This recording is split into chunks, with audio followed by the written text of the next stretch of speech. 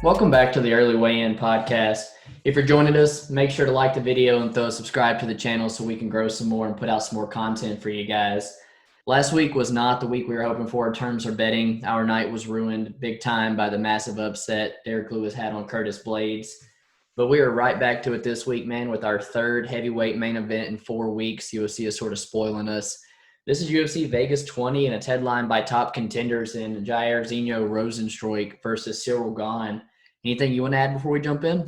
Yeah, far from the start that we wanted to this year, but not to make too many excuses. Underdogs are hitting at 40% this year, and that was the biggest main event upset since Rockhold Bisping. I really do feel like if we stick to our guts, we're going to get back on track. It's just a matter of time. Once again, our challenge got canceled. Both of them. Yeah, both of them. We tried to do Pena and close, and then there was another one on that fight too, trying to make up for the previous week's cancellation. And can't catch a break. Still didn't work. So this week we're going to do Menifield versus Knight, which we kind of feel is a coin flip and a really fun one to have a challenge on for sure. For sure, man. We're not going to waste any time, though. Let's get right into it. We start off in the light heavyweight division with Dustin Jacoby, who's 13-5, taking on Maxim Grishin, who's 31-8-2. Dustin Jacoby, he looked good in his return to the octagon against Justin Ledet. Really utilized some leg kicks and really just outclassed him on the feet and ended up getting the finish. Since taking his hiatus to do his kickboxing career, he's returned to the octagon and faced 3 different fighters from really 3 different weight classes. We saw Cody East, who is a heavyweight, and Dustin Jacoby looked really well in that fight, but it's not a heavyweight that's anywhere close to UFC caliber, in my opinion, although I'm pretty sure Cody East was in the UFC at one point. Obviously, it didn't work out, and that's why he's sitting on the regional scene. Ty Flores, I'm pretty sure he's like a buffed up welterweight, 170 pounder, and Dustin Jacoby, again, had some issues in that fight. There were some times where Flores had some success, and it kind of worried me for Dustin Jacoby, especially in his fight with Ledet. I ended up fading him and really paying the price for it. Ledet tried striking with the kickboxer in Jacoby and really just got outclassed. One thing that does work for Jacoby is he is athletic for the division and extremely fast, and that's definitely the best thing he has going for him. Where Grisham, in his last time out, he was able to get that win over Ankalaev, but it wasn't in like super impressive fashion. I know me and you both thought that he was going to get it done a little bit quicker and a little bit easier. Ankalaev actually got a couple of takedowns, which was surprising. But in Grishin, in his debut, he debuted at heavyweight against Tybura, and he looked decent. Being at 6'3" with a 78-inch reach, he didn't look outsized at all, and it was somewhat impressive. The biggest thing that I think Grishin has working for him going into this fight is MMA experience. He has over 40 fights in MMA, and Dustin Jacoby really hasn't fared well against the upper echelon of MMA talent. So I could see him running into some problems, and Grishin is actually one of my underdog plays of the night. Absolutely, man. I texted you earlier in the week and told you that here was your spot to fade Dustin Jacoby again, a guy that you see as a bit one-dimensional and will lose once he faces those upper fighters in the division. Maxim Grishin is definitely on another level with Ty Flores and Justin Ledet, and will definitely mix up his game way more than those two will.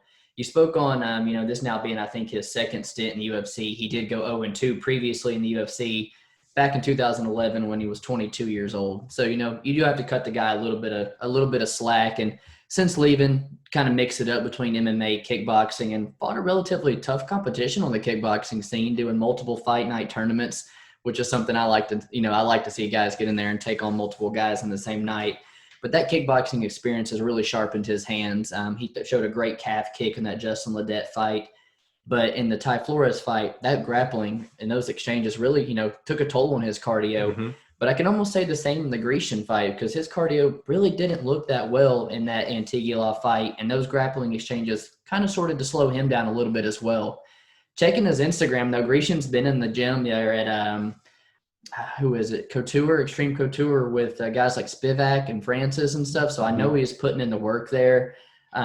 That Ankalaev fight is something I keep coming back to, because I think it was supposed to be like a thank you layup for taking your heavyweight debut, against Tybura, ranked heavyweight. And like you said, he still got the finish, but it was a little lackluster performance. He kind of seemed like a deer in the headlights, hoping Antigulov was just going to rush forward so we could counter. Man, he's not really going to have that problem here because Dustin Jacoby has a ton of volume, and Maxim Grishin is going to have a ton of opportunities to counter here. He has a dangerous right hand, good feints, but the MMA experience and his ability to mix this game up is really going to, give Dustin something else to think about that he's not had to as of late. Grishin is one of the more popular dogs that I've seen this week, and I don't mind the bet here. It's probably one that I'm going to sit back and completely pass on myself, but I'm going to lean toward Dustin Jacoby. I think he's a more crisp striker, and if this does stay on the feet, I lean toward Dustin Jacoby to get it done. Yeah, so I could definitely see path to victory for both guys. But if I do play this Grishin line, it'll be Grishin by decision sitting at plus 400 right now. I really do think that he's just going to be able to grind up against him, similarly to how Tybura was able to do against him in his debut. I completely agree. I think that's Grishin's way to victory for this fight, too. Our next fight, we move to the bantamweight division, and Ronnie the Heat Lawrence, who's 6-1, taking on Vince Cochero, who is 7-3. Another Tennessee boy fighting on Saturday night. This is a UFC debut for Ronnie Lawrence, who got his, contract there on Contender Series, where he was outmatched severely in height and reach, I think 4 or 5 inches, and he came into that as a plus 260 dog. And he left that night with Dana White saying that he's special, and that he has a lot of things that he can offer to the UFC. For this camp, he's made his move to Sanford MMA, which is a gym that's just been killing it as of late.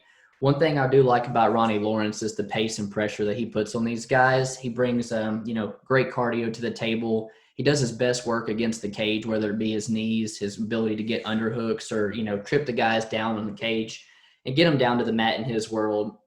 On the other side is Vince Cochero, who, took his short notice debut against Jamal Emmers, pretty much got his ass whooped from bell to bell, making him now 1-3 in his last 4 fights. And, in my opinion, that's the only reason you're getting another shot, because I don't really see him as really UFC UFC level.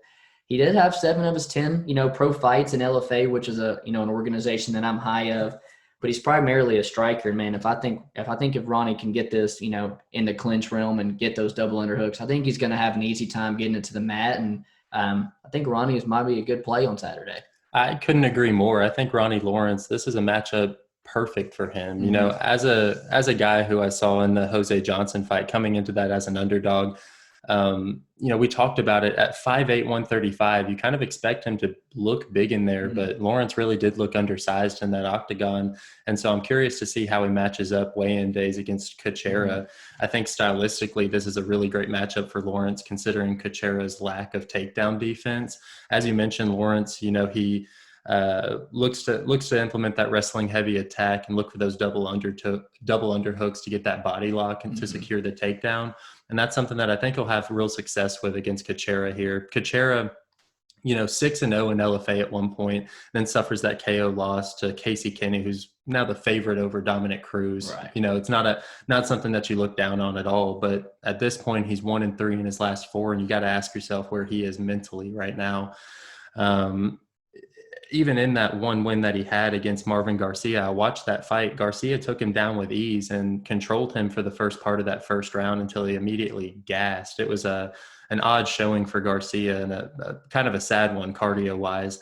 I think Vince Cochero, he has a lot of holes in his game, similarly to Martin Day, just a Hawaiian that lacks the edge in any realm of MMA, and I just don't see it panning out for him in the UFC. I think Ronnie Lawrence might not be, that higher caliber of UFC talent, but I do think that this is a fight that is winnable for him in the UFC. And at minus 160, if I can find some way to play him, maybe parlay him somehow, that's probably what I'll do. Yeah, I know we're on the fence about one to lay that kind of price on the debut, someone there in Ronnie Lawrence, but we both do agree pretty good spot for him to get the win, and hoping we can find a place to play him on Saturday. One other thing I'd like to add is Cochero, he's just not he also kind of lacks that size and strength, and he is a very pressure forward fighter, which makes it really easy to time a takedown against him. And that's where, like I said, Ronnie Lawrence will have that advantage in the grappling realm and will probably get this in a decision victory.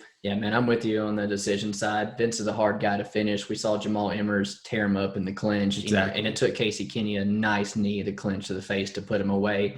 He's a tough dude, man, and Ronnie doesn't really pack that power in his punches. I agree, probably grinds himself to a decision win. I like it. Moving on, we go back to the men's light heavyweight division where we see Alonzo Menifield, who's 9-2, take on William Knight, who's 9-1. Menifield in 2019 was thought to be, the next best thing, coming off the two first-round finishes over Vinicius Moreira, who at the time we thought was decent, and the Bear Jew Paul Craig. Now he's on this 2-fight skid and coming off his first KO loss of his career, and you're really questioning just where he's at in this division. In his first loss, it was to Devin Clark, who notorious for being a little undersized at light heavyweight, and he just outworked Alonzo. It was able to avoid that early power and ended up getting the decision win. And then he goes to the OSP and he looks undersized in the octagon. OSP is one of those bigger light heavyweights and truly made him look small for the first time in Menifield's career. On Knight's side at 5'10", he's also another guy who almost strictly relies on his strength. He's a strength over technique guy, but an absolute unit of a man. So he's been able to get away with it up until this point in his career. That being said, he doesn't have much technique. We see he has a tendency whenever they're exchanging punches to lift his chin. He doesn't have great takedown defense. He kind of has that Derek Lewis mentality when it's comes to getting up off the ground, just kind of use that fuck you strength to get up. And he's paid for it a couple times, especially even in this Brundage fight on the Contender Series. Almost got outclassed and finished in the first round, but ended up getting the ability to land that power, which is a one-shot type of power. Knight really does pack a punch in that 5'10" frame at 100 or 205 pounds. And as far as this one being a coin flip, I'm going to lean towards the Knight side, but just because, no real reasoning behind it. Yeah, this one's our challenge of the night, and lined perfectly at a -110 pick 'em on the side. You talked about Menifield in 2019 because, man, it was looking like one of the most promising prospects the UFC had, and now he finds himself on that 2-fight losing streak. He was, seconds away from finishing Devin Clark. He made that eye swell up really bad, and that's the one where Devin Clark's dad was screaming at him the entire fight. You could just hear it through the TV, and there was no quitting in Devin Clark that night. But you're talking about the OSP fight, man. He got the vet lesson in that one, and the sheer size that OSP had was very concerning for Alonzo moving forward. He does train out of Fortis MMA, where I expect huge improvements between fights. But at 33, there's not a whole lot of time left to make these improvements. If there's a time, it's got to be now for Alonzo. This guy has a great foundation to build on in MMA. He's an unreal athlete that has crazy knockout power. In his 9 wins, he's finished every single one of those. And he really just looks to walk you down against the cage, and just start unleashing combos, because if any of those land, you're going to sleep. Mm-hmm. But that's about all you get with Alonzo, man. And with that style, his cardio really is a problem for him. That big energy, big power style, it takes a lot out of him. And again, he's short for the division, but luckily, happened to get a guy here who's even shorter in the division, and Knight stands at 5'10". You got to think that, like Menifield in his last one, if Knight gets through Menifield here, that size is going to become an issue for him going forward as well. He'll probably end up getting a lesson similar to Menifield, where he fights somebody with that length like OSP, and it'll give him problems, I'm sure. Absolutely. But the Cody Brundage, the Alexis Cammer, he did look good, man. Yeah, he had his moments where he was able to, straight overpower those guys with his, with his strength. And there's a couple names to note on the regional scene, like Jorgen De Castro and Samuelsberger, and then, Nchukwi, who's had all, I think every single one of those guys have now got UFC wins. So something to note for him here, that he's, not fought any slouches on the regional scene by no means. But I do like that he doesn't rely on that KO power as much as Alonzo does. In his Instagram post about being in what he thinks to be the best shape of his life, it does worry me here in our challenge, but I do think that Alonzo was one guy that'll be able to match him strength for strength, and William might not be able to get away with that advantage that he has here. I think it's a perfectly aligned fight.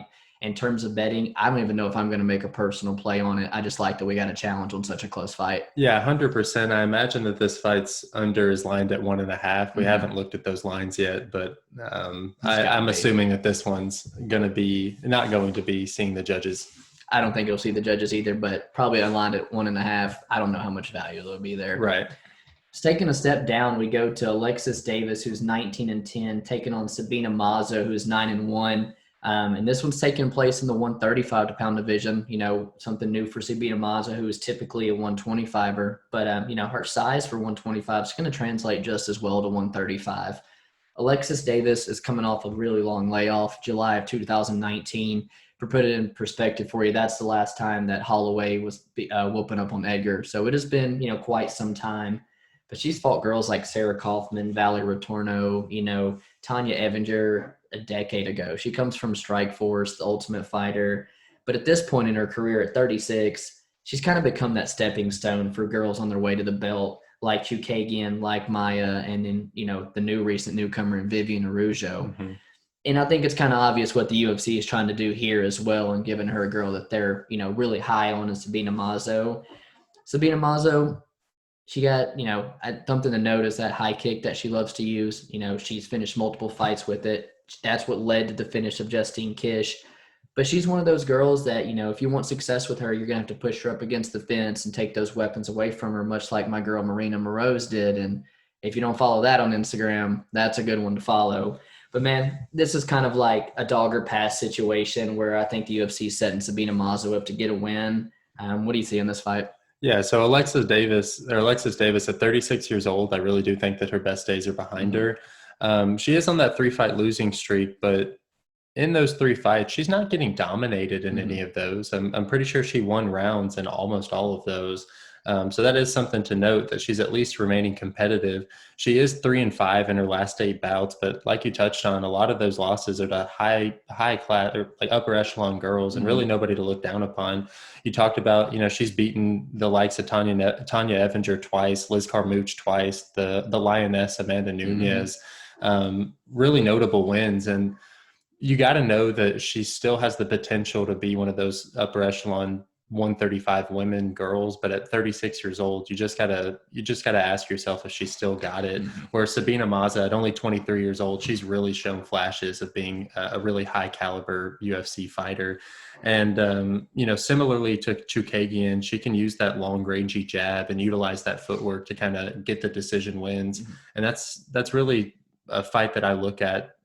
This fight kind of mirroring Davis. She had problems kind of following Chukagian around the cage.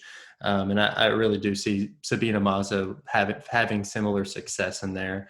Mazo, like you said, coming from LFA, she throws a lot of strikes. She keeps you guessing in there. She's averaging over 7.4 strikes per minute. And I really do think that it could overwhelm Davis, and she'll have some trouble finding ways to get inside that range of Mazo. Yeah, these girls, 2 different points in their career right now. I think you've got Alexis Davis who's on that 3-fight losing streak and a layoff, where Sabina Mazo's looking to stay active at 23, taking whatever fight she can, already riding the 3-fight winning streak.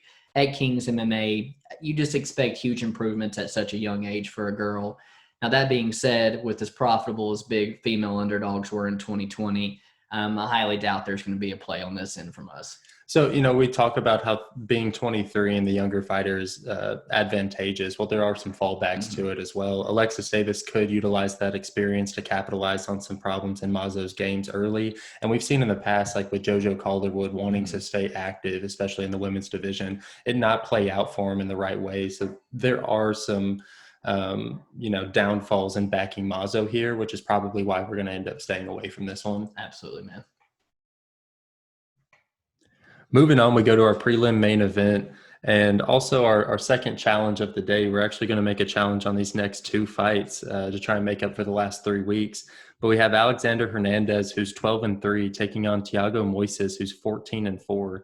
Alexander Hernandez, he's 2-2 in his last 4, and he's one of those guys where you think that he has all the potential in the world, but it just isn't panning out. I like to compare him to Kevin Lee in that right, where he has everything. He has everything to where he should be an excellent fighter, just not working out like how it should. In his last bout, he took on Chris Grutzmacher, and to be honest with you, putting a whooping on Chris Grutzmacher doesn't hold much value in my eyes. If the GOAT Artem Lobov can do it, then I think that you should be able to do it as well.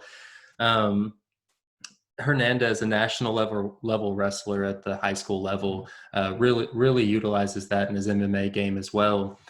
Carrying that much muscle at 155, though, it does tend to work not in his advantage, and we see him gas out a lot of the time whenever it comes to him having to try and use that wrestling style attack.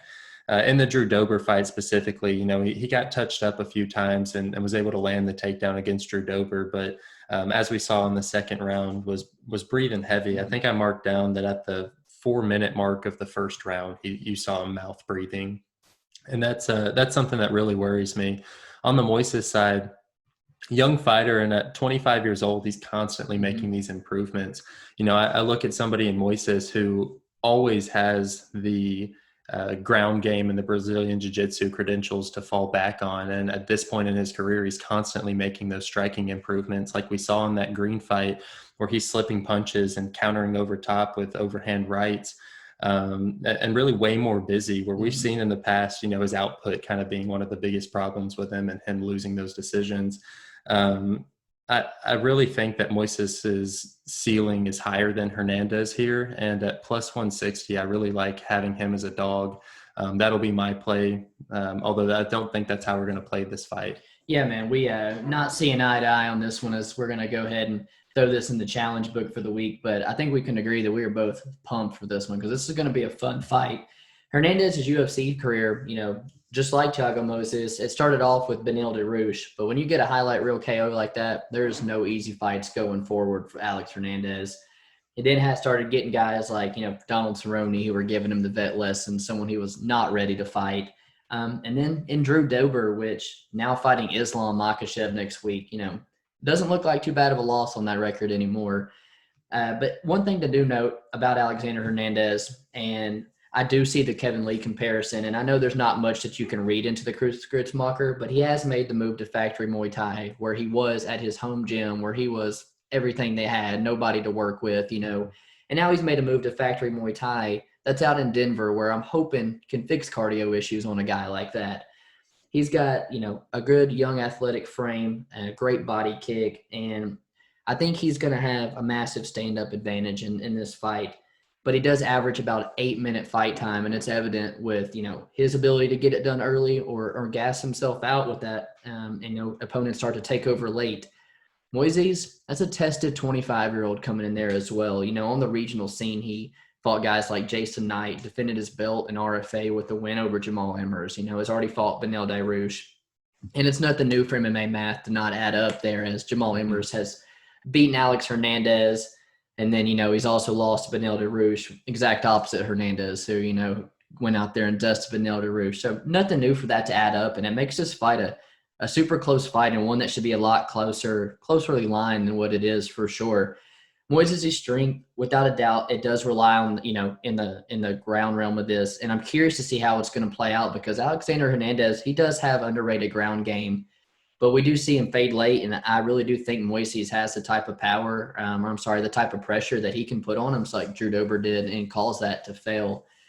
Now, since we're divided on this, I think we actually like the under 2.5.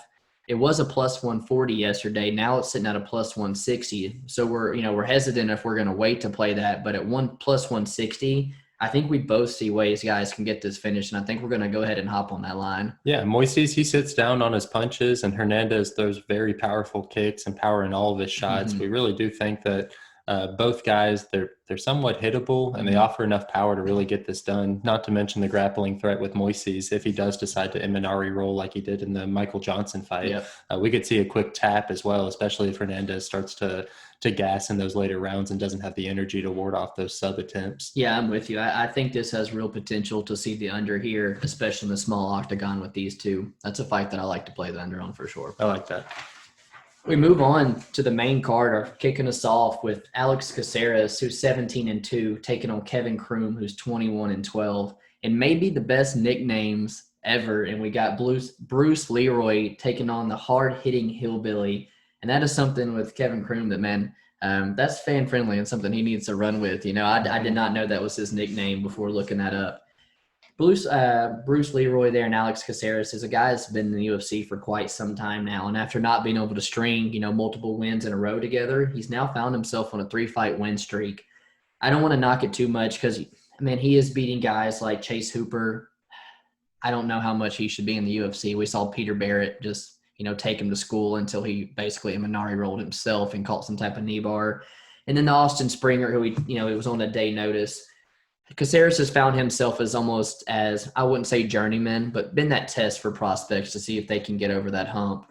And he's kind of held that 50-50 record in the UFC. And he's fighting a guy in Kevin Croom who's actually, more experienced than he's in. And that's something that he's not used to seeing very, lately.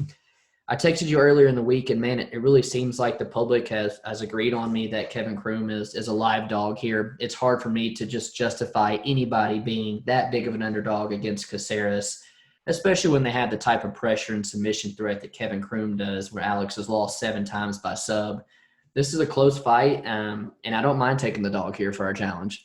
Yeah, so for me, I just look at Croom and I look at a guy who's 7-7-1 in his last 15 fights on the regional scene.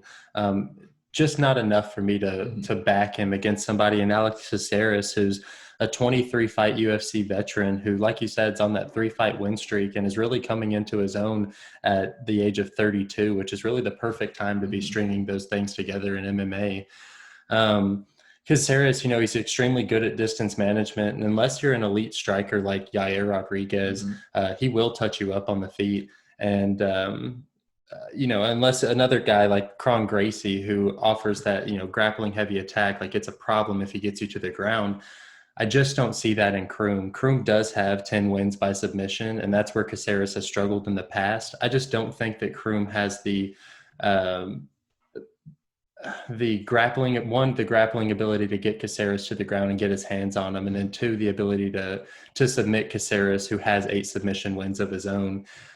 Croom has been finished 5 times since 2015, and Caceres, coming into his own right now, coming off that finish over Austin Springer, I really do think that the inside the distance line for Caceres at plus 370 is live right now, but I'm more than comfortable taking Caceres straight up in this challenge. Yeah, man, this is a tough fight here, and I think we had talked about the under 2.5 sitting at plus 170 here as likely, something to play as. I can see Alex Caceres touching him up on the feet and getting that TKO win. And I can also see Kevin Croom getting him on the ground and just being the bigger of the two and, and getting that submission win. It's a close fight, bro. And, we got to pick them on the challenge. Now you've got a dog and I've got a dog. I'm excited for this one. Yeah, 100%. And we might also play the extra, or lose the extra 15 points and take the extra 2.5 minutes for fight doesn't go to decision at plus 155 as well. Yeah, that's something I wouldn't mind taking the extra 15 points and adding us a little extra time, as I think Kevin Croom's biggest knock for me is going to be that cardio. I could see Caceres getting that finish late on the feet. I like it. Moving on, we go to the women's strawweight division, where we see Angela Overkill Hill, who's 12-9, take on the Spider Monkey Ashley Yoder. Angela Hill, I really don't. She doesn't leave a good taste in my mouth. She's known for complaining about dropping these close decision losses, which in my eyes are her fault. There were obvious points in those fights where she could have done more to win over those rounds, and she just chose not to. That being said, at 12-9, I don't think that record's an accurate reflection of her skill set. She is a whole lot better than that record would make you believe. As one of the most active fighters currently on the roster, she's been able to make some massive improvements each time she makes an appearance. But at 36 years old, you really got to start asking yourself, when is that decline coming? As far as I'm concerned, especially in the lower weight classes, once you hit that 34, 35 mark, the decline's right behind you. It's, right. It's on its way. Then you move on to Ashley Yoder, 3-5 in the UFC. And their last time out against Miranda Granger, kind of surprising. She utilized some grappling to get that victory. I thought that was somewhat impressive and nice to see Ashley Yoder kind of round out her game like that. I know she has 4 wins by submission, and with 6 losses, having never been finished. That is something to note, especially in a fight where Angela Hill, I gotta imagine, is wanting a finish here. Yoder, I think, is a live dog. It's the biggest mover of the card. She opened as a plus 150 and is now a plus 285. If you're not going to play her straight, I think the decision prop at plus 415 is the way you have to go. Definitely not a rematch that anybody was asking for, but it is one that we're getting. Absolutely, dude. I don't agree with the odds sitting at where they're at now. Maybe opening odds, but at this point, it's getting out of hand, and I'm very tempted to play Ashley Yoder at this point. It is, like you said, a rematch from 2017 where Hill did take the first one via unanimous decision. But it was a lot closer. And, Ashley Yoder had 3 or 4 takedowns in that fight that made it a little close as well. Hill is she's coming off back-to-back losses to Michelle Waterson and Claudia Gadelha, both, upper echelon fighters of her division, where she proved to me where, that's kind of her position in the division. She's not going to beat those top girls. She has some holes in her game where they're able to take her down. Both those fights, they're very close, and she can argue all she wants. I think she lost both of them. She does have good volume. She's very athletic, and she has good movement on the feet, looking to land that right hand. She actually set Claudia Gadelha down with it. But the wrestling, I think, is her biggest strength, or her biggest weakness, and something Ashley can exploit. She does train out of Team Quest.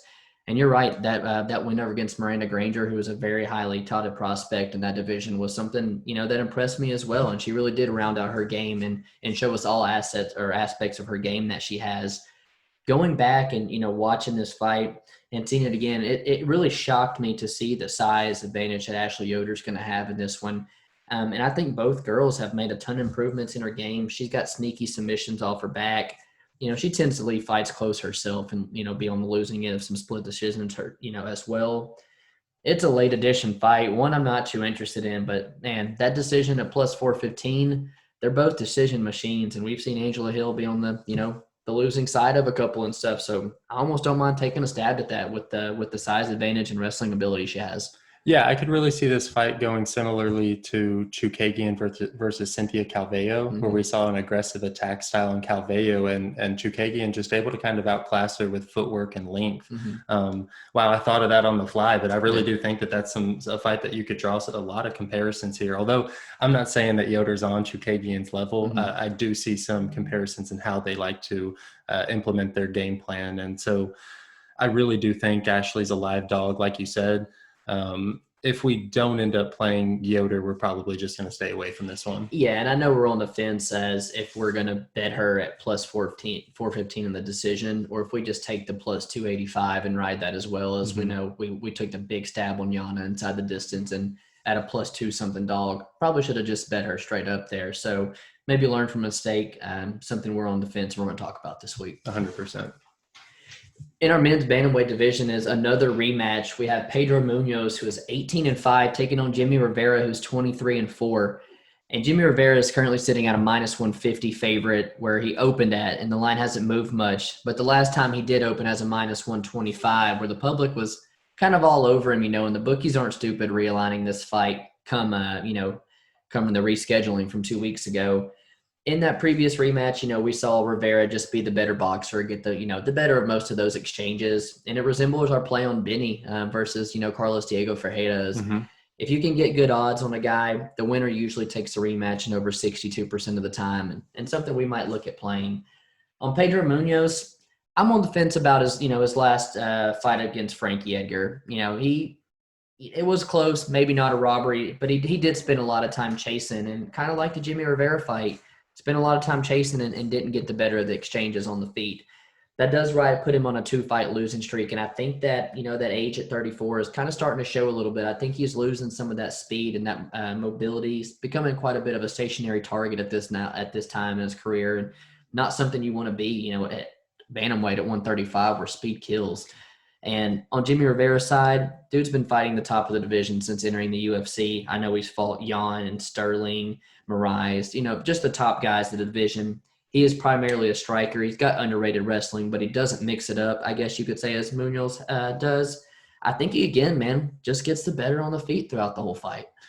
Yeah, so even though their last fight was 6 years ago, I really do think that that's still the best tool that you could use to determine the outcome of this fight. And in my head, if Jimmie Rivera can outlast Munhoz at 25 years old, I think at the prime of his MMA career at 31 years old that he's going to have a lot of the same success here. In that first matchup, Munhoz did tag him a few times and really have him in some bad spots. And that's not something I'm too worried about with Rivera. Since that Mariah's head kick, Rivera's chin's really held up since then, and he's taken some big shots facing Peter Yan and Aljo. So as far as my concern with his chin, it's not something that I'm worried about. Munhoz, obviously known for his leg kicks. I'm assuming that that's something that he'd like to establish early here with Rivera, but not something that I imagine Rivera letting him have. I imagine that he would like to get inside or be far enough away to where Munhoz can't get those calf kicks. Munhoz, he does have 6 guillotine finishes, and with the amount of times that I can imagine Rivera trying to get this to the ground, that is something I can look for Munhoz to try and exploit. Although Rivera's been good at avoiding any submission losses on his record, that is a play that I could see Munhoz trying to capitalize on, knowing how grappling heavy Rivera's attack is. Yeah, and that guillotine is actually something that he did, threaten Rivera with in their first fight. He had him in a couple positions, but he ended up on bottom. Rivera was able to come out of it, end up right there on top control and stuff. I think Jimmie Rivera, man, at 31 is just a little bit better everywhere this fight's going to go. He's got a nice uppercut, good jab, and he works his strikes to the body with his kicks, with his uppercuts, and that's something that I think he'll need to work again with Pedro here. As I think Pedro has a little bit of the cardio edge, as he doesn't carry as much muscle as Jimmie Rivera does. It worries me as it gets late, man. But I really like to bet Jimmie Rivera on Saturday, winner 62% of the time in the rematch. I think the making is there for Jimmie Rivera to beat this guy again. Not that it means much, but to add some MMA math reassurance, they have a common opponent in John Dodson, where we saw Munhoz lose a split decision and Rivera get the unanimous decision win. Mm-hmm. So if you needed any more reason to kind of lean towards Rivera, there's another one. Absolutely, man. Moving on, we go to the women's flyweight division, where we see Montana De La Rosa, who's 11-6, take on Mayra Buena Silva, who's 7-1. Montana De La Rosa, a young UFC fighter who's gone 4-2 in her first 6 with the organization. As with most young fighters, we see those significant improvements each time she steps in the cage. Especially in that last time out against Araujo, we really saw her implement that jab and improve her striking game all around, which was really impressive to me. Although she didn't come out on top with that, it did show me that she's still developing her game. At only 26 years old, I'm not too worried about her at this point in her career.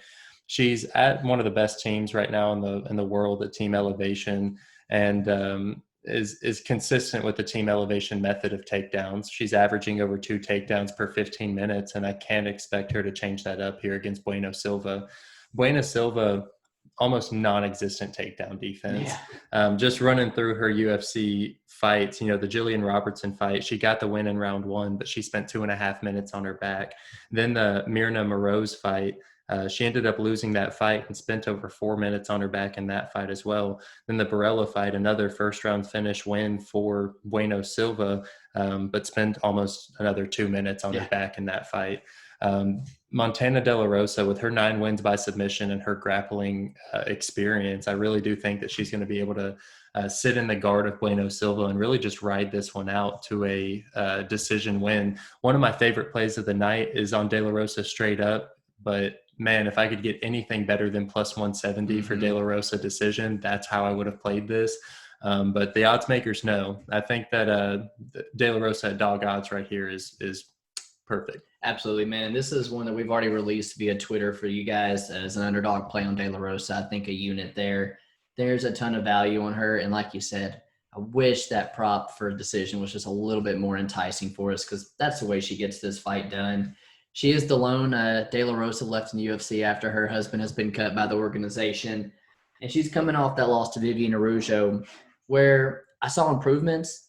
She did get beat up on the feet bad, but Vivian is looking like the next big prospect at 125. And we saw her just go out there and dismantle Roxanne Modafferi for 15 minutes. So you can't knock De La Rosa for, being a little off taking that fight on short notice. She's going to have a massive stand-up advantage in this fight and the wrestling advantage, man.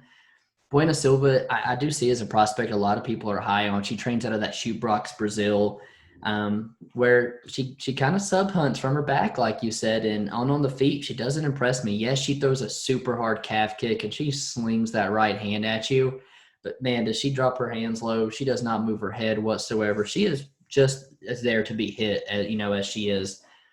But, dude, the laying on the bottom, it's going to get you in trouble. I know she's just seemed to make a living off of it in her, 3 round 1 finishes lately. But with a girl like Montana De La Rosa, who has the wrestling advantage, who is going to be the bigger girl here in this fight, is going to have the cardio edge.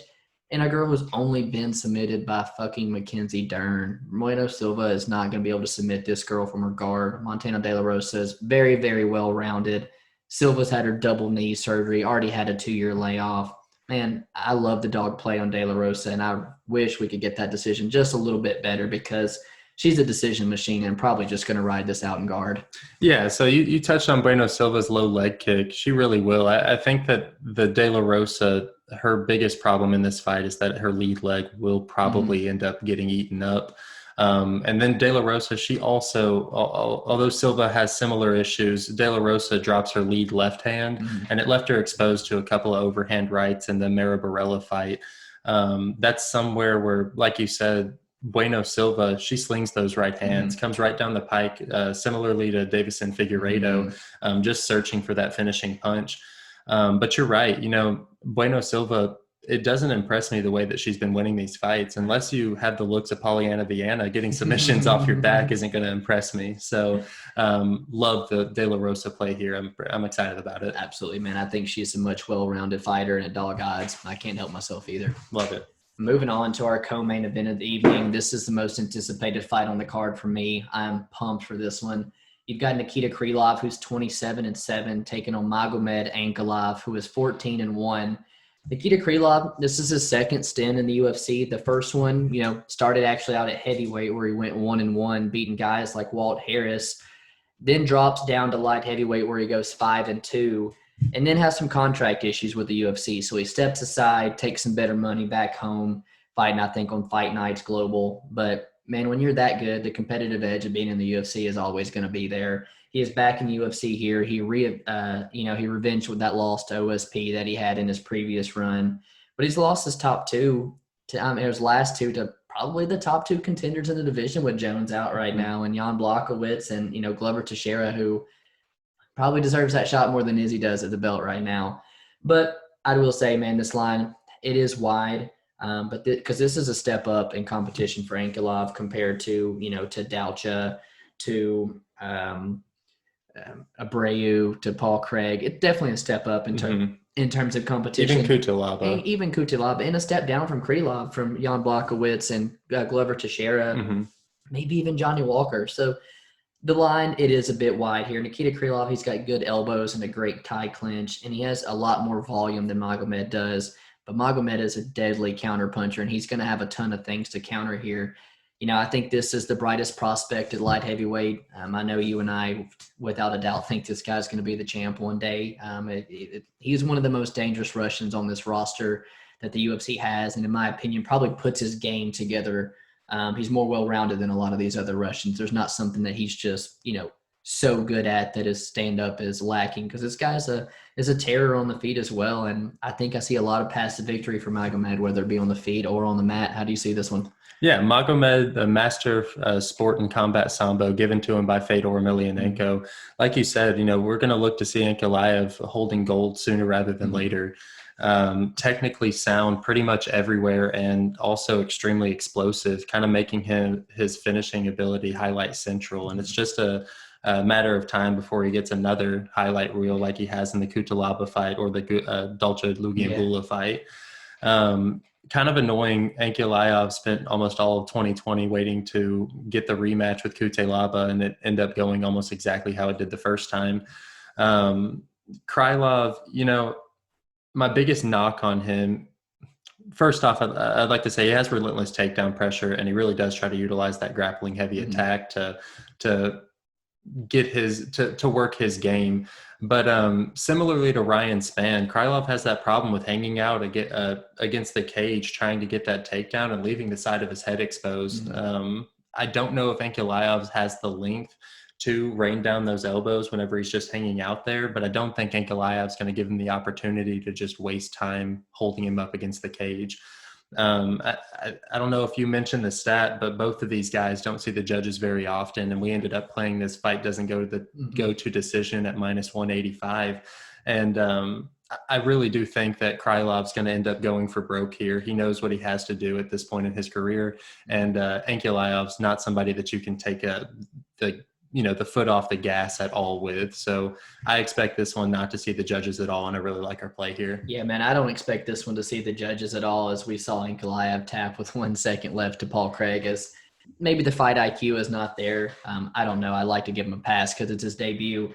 But Nakita Krylov has seen the third round, I think 5 times. We counted in his 34 fights, where Magomed has, finished a ton of his fights as well. Mm-hmm. I think we put 2 units on this one, not going the distance at -185. So one of our bigger plays. For me personally, I am going to be parlaying Ankalaev. I think this is the most legit contender in the light heavyweight division right now. I don't want to jump the gun, but I do think he is in the Jan Blachowicz, the Glover Teixeira range. I think he's got the tools to be able to beat Krylov everywhere. And we saw Krylov I wouldn't say get hit, but man, he was inches from getting hit with Glover's left hook. I mean, countless times. And we've seen Ankalaev make a living off that left hook, putting Kutelaba down with it, I think, twice. And left no questions asked there. This is a good fight, man. I'm pumped for this co-main event. The sky's the limit for both these guys. Magomed has not fought the competition that Krylov has fought, and I think that's my one knock on Ankalaev. But every so often there's going to be that guy that comes along where when you see it, he's doing everything he's supposed to do to these guys, and the UFC is just kind of paving his way to the belt for him. Magomed Ankalaev is part of that Russian wave. Yeah. We see it with Zabit, all the right tools. He's technically sound everywhere. We see it with Islam Makhachev, another one where it's just he's technically sound everywhere. And unless you've got some superb technique like Stephen Wonderboy, who's the best striker in the world, unless you're going to best them in one area, and that's your path to victory, I don't see you outclassing Ankalaev anytime soon. I'm with you, brother. In our heavyweight main event, we have Biggie Boy Jairzinho Rozenstruik, who's 11-1, taking on Cyril Gane, who's 7-0. Biggie Boy, 5-1 in the UFC, with his only loss coming to the next title challenger in Francis Ngannou, which he bounced back from in spectacular fashion only 3 months after losing by TKO, beating JDS and actually getting the TKO finish himself. In Rozenstruik's time in the UFC, he's had a couple of really tough matchups, particularly the Alistair Overeem matchup, where I'd be lying if I didn't say Alistair kind of exposed the style of striking you need to beat somebody with the power and kickboxing credentials of Rozenstruik. That's something that I think Cyril Gane could implement. He definitely will be the lighter one on the feet out of these two guys, and his striking, it relies on his ability to move in and out quickly and in and out of that range by bouncing. And that's something that I think Rozenstruik, having the 76-6 record at kickboxing, will eventually be able to find the timing if Gane doesn't get the finish, and that's a big if. I think Gane's set up to get a quick finish here, and that's why we're playing the under, 5 rounds in this fight for -200. Rozenstruik's a little flat-footed when he's striking. He is exceptional in his striking, don't get me wrong, but definitely relies on his precision and timing more than he does any type of footwork. And then there's also a big question mark surrounding Rozenstruik's ground game, where we've at least gotten to see flashes of Cyril Gane's ground game, and it makes me feel a little bit more comfortable picking Cyril Gane, who seems to be at this point in his career a little bit more well-rounded. All that being said, Cyril Gane at only 7-0 in MMA, still relatively green, and definitely has hasn't seen the ins and outs of the game. So there's some question marks in this all around. Yeah, man. And so 7-0 in MMA, but I think he's only got 7 or 8 of the Muay Thai fights as well. Nothing compared to the 80 so fights of kickboxing that Jairzinho has. Jairzinho's been striking forever, man. And the KO prop for him is sitting at a +333. It's the only way Jairzinho is getting this fight done. He's knocked down every single one of his opponents but Francis Ngannou, which is crazy to note. And shout out to MMA by the numbers, getting this one from him. In the history of the heavyweight division, there's a knockdown every 32 minutes, and Jairzinho averages one every 8. So he is proven to have, unreal knockout power, and he's got a great counter left hook. But you got, you touch it, man. He's one-dimensional, and he is primarily a striker. But what I do like to see is that move to American Top Team, and that's a group and a team out there that'll teach you to grapple, and has a lot of good heavyweights for you to work out there with as well. One thing to do, I like to note about this is these guys, one's a southpaw and one's a conventional stance, and Cyril Gane really, really likes that left kick of his. He switches levels with it great to the calf, to the body, and he really likes to throw it high, and I see that being a huge issue for Rozenstruik on Saturday night.